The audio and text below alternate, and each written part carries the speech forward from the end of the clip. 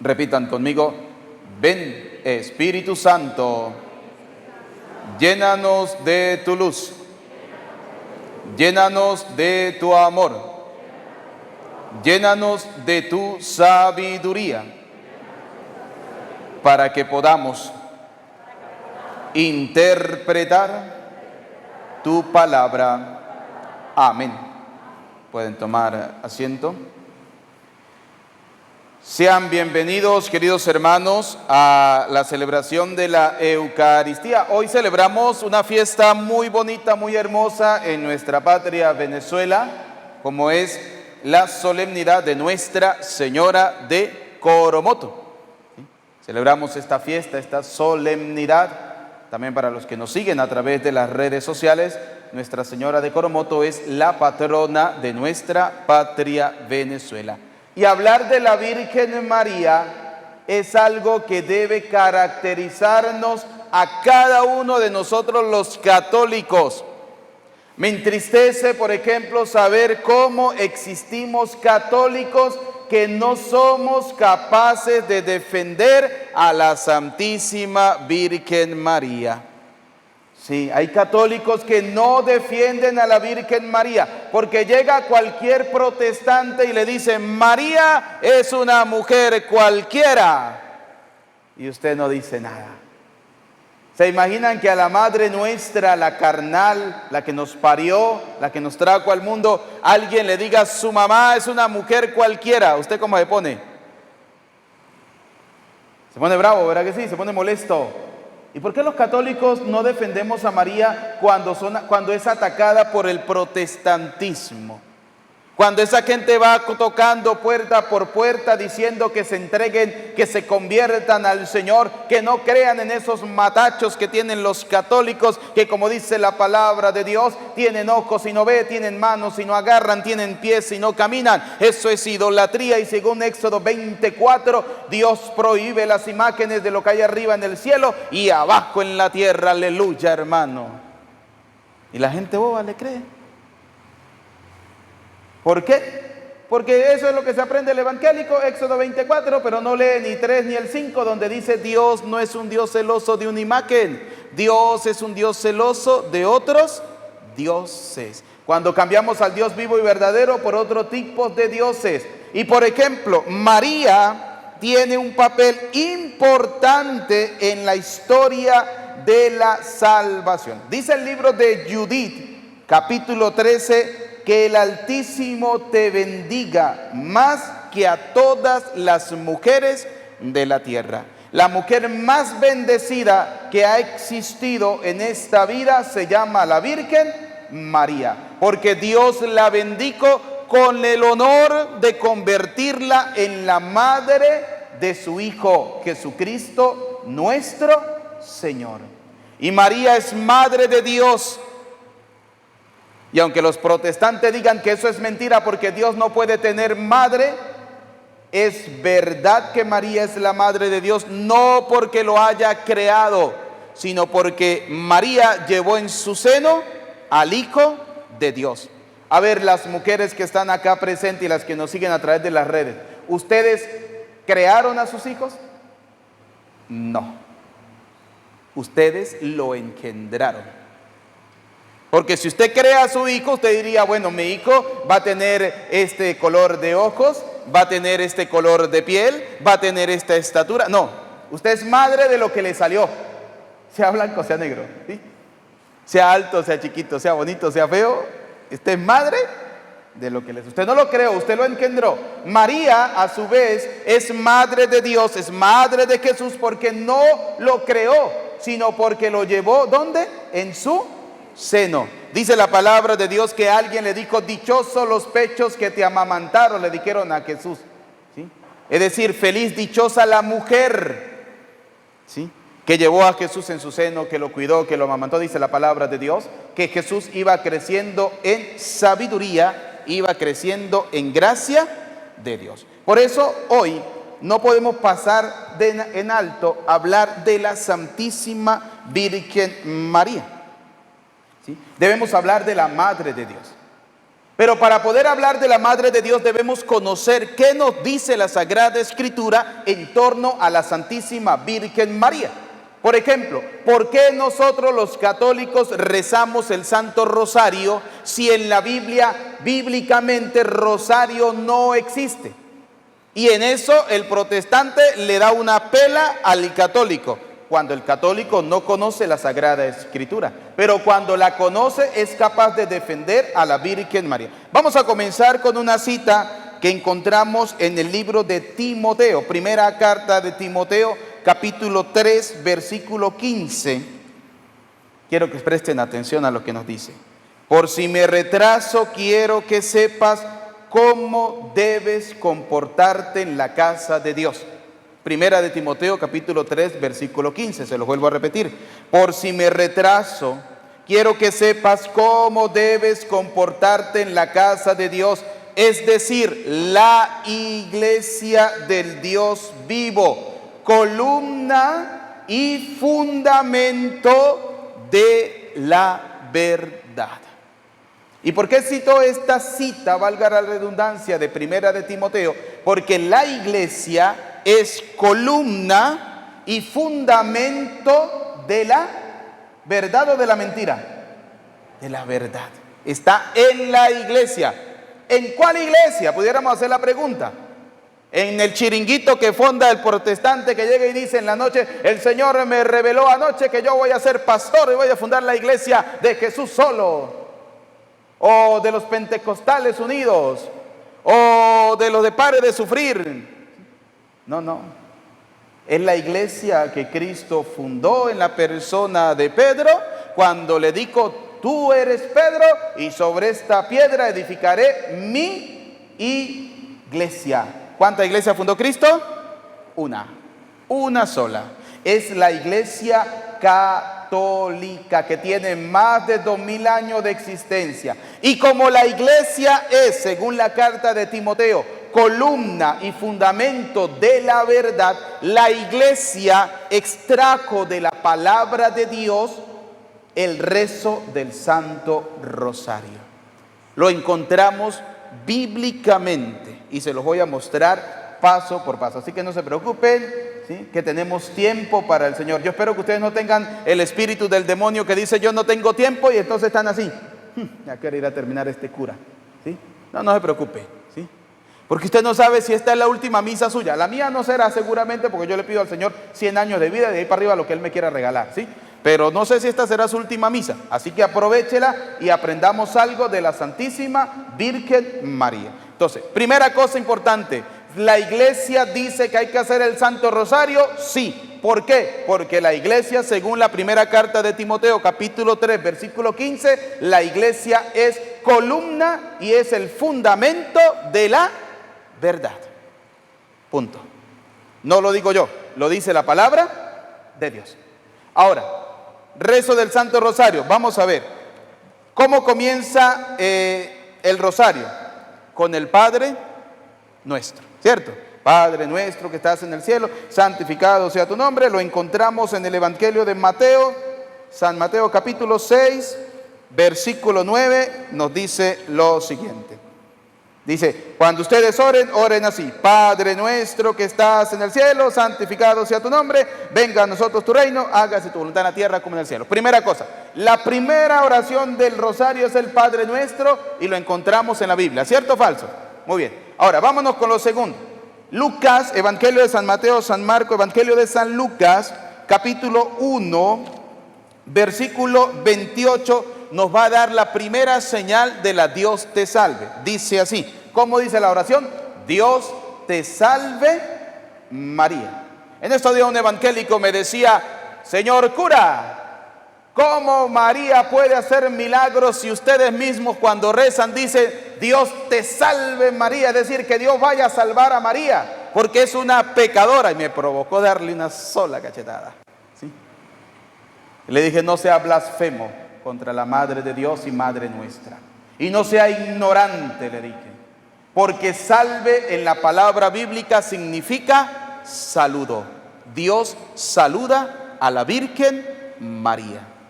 Por eso se utiliza salve. Y en el tiempo del Señor Jesucristo, utilizar la palabra salve se utilizaba única y exclusivamente para dirigirse a una persona de suma y mayor importancia, como lo era, por ejemplo, el emperador.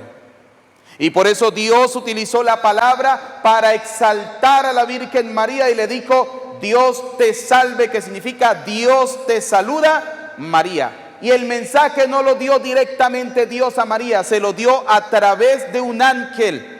Por eso él dice, el ángel: Dios te saluda, María. Y dice Lucas capítulo 1 versículo 28, dice lo siguiente: el ángel entró en el lugar donde estaba María y le dijo: Dios te saluda, María, el Señor está contigo.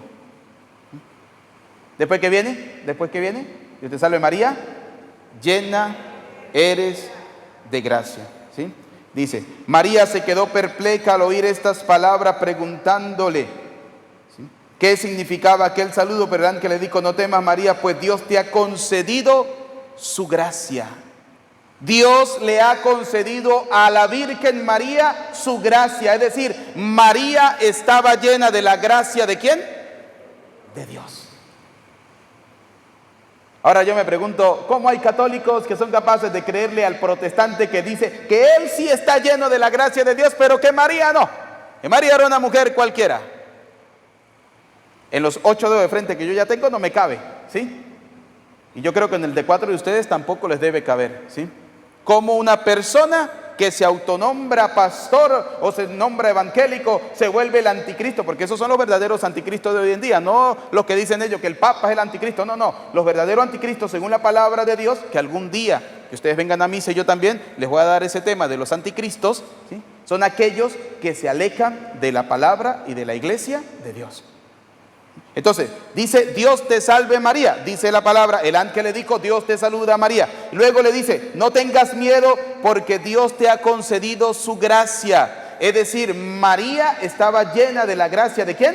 De Dios. Y dice la oración, Dios te salve María, llena eres de gracia. Vas a quedar embarazada. Y luego dice, Dios te salve María, llena eres de gracias, el Señor está contigo. Dice Lucas capítulo 1 versículo 28, el ángel entró en el lugar donde estaba María y le dijo, alégrate, llena de gracia, el Señor está contigo. Es decir, que Dios estaba con María, estaba favoreciendo a María, la estaba llenando de la gracia de Él. Defendamos a la Virgen María. El Señor está contigo, bendita tú eres. Vamos a ver dónde encontramos eso. En este mismo Evangelio de San Lucas, capítulo 1, versículo 40. Pero vamos a leerlo del 39. Por aquello mismo día, María se puso en camino y a toda prisa se dirigió a un pueblo de la región montañosa de Judá. Entró en casa de Zacarías y saludó a Isabel. Escuchen. Y sucedió que al oír Isabel el saludo de María, el niño que llevaba en su vientre saltó de alegría. Isabel quedó llena del Espíritu Santo. Pregunto, ¿quién se llenó del Espíritu Santo? Isabel. Una persona llena del Espíritu Santo jamás va a hablar mal de la Virgen María. Por tanto, 2 más 2 son 4, blanco y en botella leche. Si un protestante habla mal de la Virgen María, significa que esa persona no está llena del Espíritu Santo. Porque el Espíritu Santo jamás va a blasfemar en contra de la Madre del Salvador, en contra de la Virgen María. Es más, tanto es así que cuando Cristo resucitó, estaban los apóstoles reunidos en oración en presencia de la Santísima Virgen María. Y del cielo vino el Espíritu Santo y se posó sobre todos, incluyendo a la Virgen María. Ahora dígame entonces, ¿cómo un protestante va a hablar mal de la Virgen María? ¿Y cómo hay católicos que no somos capaces de defender a la Madre de Dios? ¿Cómo hay católicos que no somos capaces de defender a la Virgen María? Y lo dice la palabra de Dios. Entonces dice, Isabel quedó llena del Espíritu Santo y exclamó con gritos: Dios te ha bendecido más que a ninguna otra mujer, y ha bendecido también al hijo que está en tu vientre. Y a ver, Dios te salve María, llena eres de gracia, el Señor está contigo, bendita tú entre todas las mujeres. Dios te ha bendecido más que a ninguna otra mujer. Y luego dice, y bendito es el fruto. ¿Y qué dijo Isabel? Llena del Espíritu Santo, y ha bendecido también al hijo que está en tu vientre. ¿Se dan cuenta cómo la primera parte de la Dios te salve es muy bíblico? Defendamos a la Virgen María. Vámonos por la segunda parte de la Dios te salve. A ver, ¿cómo dice? Santa María. ¿María no es santa? Claro que sí. Claro que sí. ¿No va a ser santa la mujer que llevó en su seno al Hijo de Dios? Luego, Santa María, Madre de Dios. Mateo, capítulo 1. Versículo 23. San Mateo capítulo 1, versículo 23. Escuche lo que nos dice.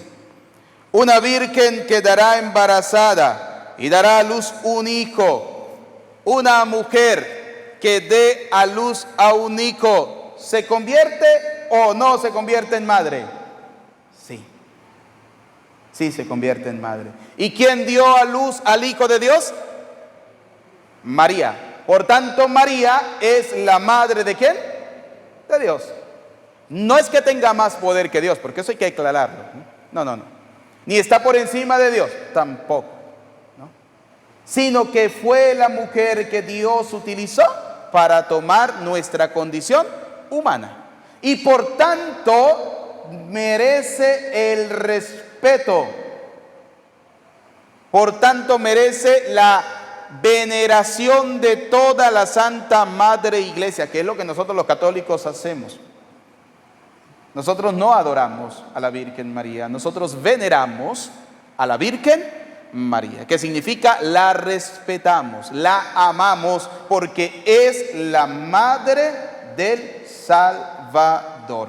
Mateo 1:23 dice, una virgen quedará embarazada y dará a luz un hijo a quien llamarán Emmanuel, que significa Dios con nosotros. Gracias a la Virgen María, Cristo se convierte en el Dios con nosotros.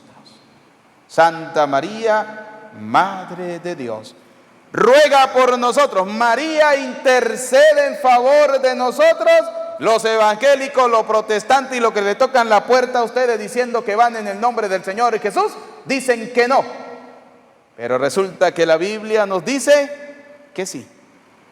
Y vamos a verlo en el Evangelio de San Juan, capítulo 2, versículo 1. Dice, 3 días después tuvo lugar una boda en Canaán de Galilea. La madre de Jesús, María, estaba invitada a la boda. Y lo estaban también Jesús. Escuchen, los invitados a la boda, ¿quién eran? María, Jesús, dice la palabra de Dios, y los discípulos. Se acabó el vino y la madre de Jesús se lo hizo saber a Jesús. No les queda vino. Jesús le respondió, mujer, ¿qué tiene que ver eso conmigo? Mi hora no ha llegado todavía. Pero ella dijo a los que estaban sirviendo, hagan lo que Él les diga. Pregunta, ¿Jesús hizo el milagro porque quería hacerlo o porque María se lo pidió? Ah, porque María fue y le dijo, a ver, venga para acá, pollo. ¿Sí? Usted es hijo mío, yo soy su madre, y usted podrá ser muy Dios, pero yo soy su mamá, ¿sí? Porque yo lo parí.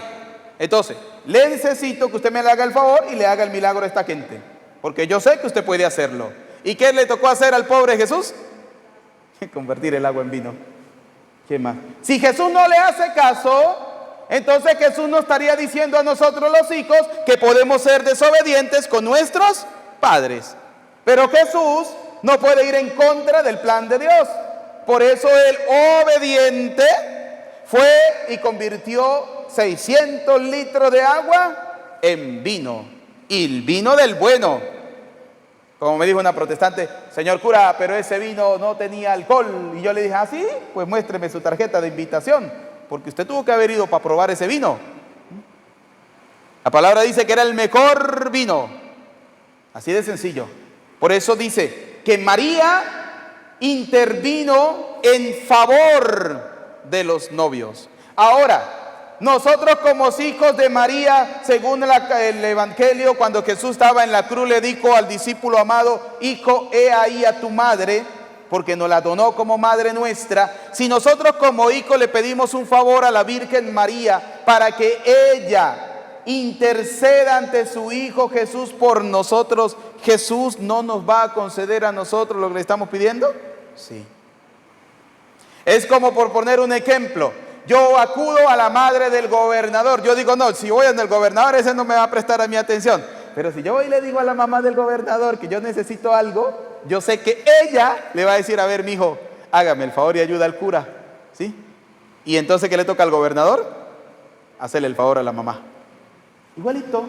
Usted va donde María y le dice: a ver, mamita, yo a usted la amo, yo a usted la quiero, yo rezo el rosario, yo la valoro, yo la respeto, yo la defiendo delante de los protestantes. Yo necesito que usted me haga un favor, ¿sí? ¿Será que usted le puede decir a su Hijo Jesucristo nuestro Señor que me regale la salud? Y ella le va a poner eso a los pies de Jesús. Porque dice la palabra de Dios que María intervino en favor de los novios. Ahora, ¿a quién le creemos? ¿Al protestante que malinterpreta la palabra de Dios y que anda diciendo que María no puede interceder? Porque que dice la palabra de Dios que el único que intercede ante Dios y los hombres se llama Jesucristo el Señor. Porque ellos malinterpretan ese texto bíblico y no se dan cuenta que el único que dio la vida por nuestra salvación se llama Cristo. Esa es la intervención del Señor, que dio su vida por nuestra salvación. Entonces, fíjense cómo la palabra de Dios va obrando. Ruega por nosotros, Santa Madre de Dios. Y luego la iglesia le agrega: para que seamos dignos de alcanzar y gozar, ¿sí? Entonces, fíjense cómo dice la palabra de Dios.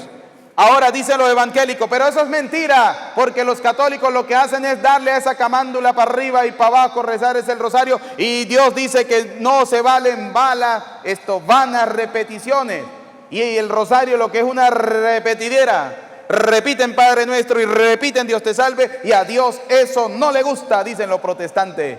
Y usted dice: ah, pues razón tienen.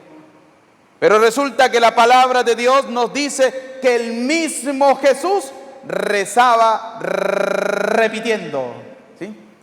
Y se los voy a mostrar bíblicamente. Dice la palabra de Dios en el Evangelio de San Mateo, capítulo 26, versículo 44. Presten atención. Dice: regresó de nuevo a donde estaban los discípulos. ¿Quién? Jesús. Y volvió a encontrarlos dormidos, pues tenían los ojos cargados de sueños. Así que los dejó como estaban, y apartándose de ellos, oró por tercera vez con las mismas palabras. Pregunto, ¿no estaba repitiendo Jesús una misma oración? Sí. Dice: y oraba por tercera vez con las mismas palabras. ¿Cuáles eran las palabras de Cristo cuando estaba orando allá en el huerto de los olivos? Era, ¿no? Que estaba a punto de ser entregado, de ser condenado y crucificado. ¿Qué decía Jesús al Padre? Aparta de mí este cáliz, pero que no se haga mi voluntad, sino la tuya. Y volvía y se lo repetía, y volvía y se lo repetía. Y si hubiese estado un protestante al lado de Jesús, le dice que no rece así, porque así no se tiene que rezar. No, la palabra nos lo enseña, que Jesús oraba repitiendo. Ahora, eso es aquí en la tierra. Ahora vamos a ver cómo se reza en el cielo, porque en el cielo también se reza, y lo vemos en la palabra de Dios. Vamos a encontrarlo en el libro de Apocalipsis, capítulo 4, versículo 8. Por eso es que a mí me encanta dar las apologéticas, porque los católicos tenemos que instruirnos. Un católico instruido es un católico instruido jamás será confundido. Un católico ignorante es un futuro protestante. Dice Apocalipsis capítulo 4, versículo 8, dice lo siguiente: cada uno de los cuatro vivientes tenían 6 alas, están en el cielo, y eran todos ojos por fuera y por dentro. Día y noche, sin descanso, repetían: Santo, Santo, Santo es el Señor, dueño de todo, el que era, el que es, el que está a punto de llegar. ¿Cómo lo hacían? Repitiendo. Y repetían sin cesar. Por eso cuando uno va a hacer la fórmula de la consagración, uno dice: y junto a los ángeles y a los santos cantamos sin cesar el himno de tu gloria. ¿Y qué decimos nosotros? Santo, Santo. A ejemplo de los que están en el cielo, que día y noche pasan repitiendo la oración de decir: Santo, Santo, porque están delante del Cordero que se llama Cristo el Señor. Por eso vuelvo a decir: ¿cómo hay católicos que no somos capaces de defender a la Virgen María, la Madre de Dios y Madre nuestra? ¿Por qué? Porque tenemos una fe tibia.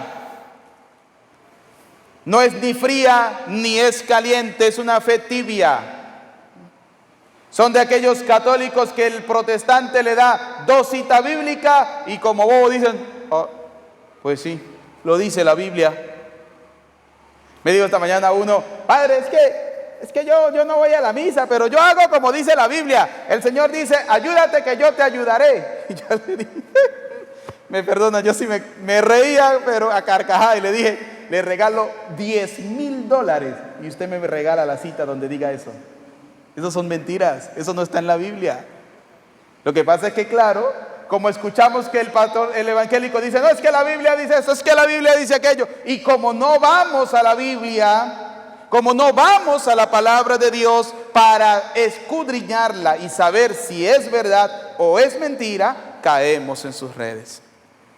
Y así como el rosario, fíjense, el rosario es bíblico. Es más, el rosario tiene una enseñanza muy bonita. Una vez un evangélico, y con esto termino, un evangélico fue y le dijo a una abuelita que todo el tiempo estaba rezando el rosario, fue y le dijo: mire señora, ese rosario que usted hace todos los días, eso no sirve de nada porque usted está adorando un matacho, usted está adorando un muñeco y eso no llega a Dios porque las oraciones no se pueden repetir porque el Señor dice que eso son vanas repeticiones. Y la abuelita, como no sabía leer, ni sabía escribir, ni nada de eso, le dijo: pues bueno, yo lo único que sé, que gracias al Santo Rosario he aprendido mucho de Dios. Y el evangélico le preguntó: ¿y por qué? Y ella le dijo: porque gracias al Rosario yo aprendí, por ejemplo, misterios gozosos. ¿Cuál es el primer misterio gozoso? La encarnación del Hijo de Dios. Gracias al Rosario yo aprendí que Jesús se encarnó en el seno de la Virgen María. Segundo misterio gozoso: María visita a su prima. Gracias al rosario yo aprendí que la Virgen María fue a visitar en las montañas a su prima Isabel. Tercer misterio, el nacimiento. Gracias al rosario aprendí que Cristo nació en esta tierra para nuestra salvación. Cuarto misterio, presentación del niño en el templo, que así como en el pueblo de Israel fue presentado los niños en el templo a los 8 días de nacido y era circuncidado según la ley, Cristo también lo hizo. Y quinto misterio, el niño Jesús perdido allá en el templo, lo aprendí gracias al rosario. Y así le fue dando una catequesis por cada uno de los misterios del rosario. Y una persona que no lea, que no escriba, pero que reza el rosario, aprende el misterio de Dios. Gracias al rezo del Santísimo Rosario. Por eso, queridos hijos, no nos cansemos de defender a la Santísima Virgen María. Sobre todo nosotros los venezolanos que tenemos la dicha de que nuestra patria Venezuela esté consagrada a la Santísima Virgen María. Y para aquellos católicos que dicen que Dios nos ha abandonado, recuerden algo. Primero, hemos sido nosotros los que hemos abandonado a Dios. Porque en un momento determinado caímos en un pecado, el pecado de la idolatría. En un momento determinado quitamos a Dios y colocamos a un ser humano. Y lo adoramos y lo idolatramos. Y Dios, recuerden algo, Dios castiga sin palo y sin rejo. Y las consecuencias las pagamos. Cuando nosotros caemos en el verdadero pecado de la idolatría, que es cambiar al Dios vivo y verdadero por los dioses mundanos de este mundo, porque creemos que van a ser eternos, Dios se pone bravo, Dios se molesta. Y búsquelo en el libro del Éxodo capítulo 20, versículo 5, para que usted se dé cuenta que dice la palabra de Dios, Dios es un Dios celoso.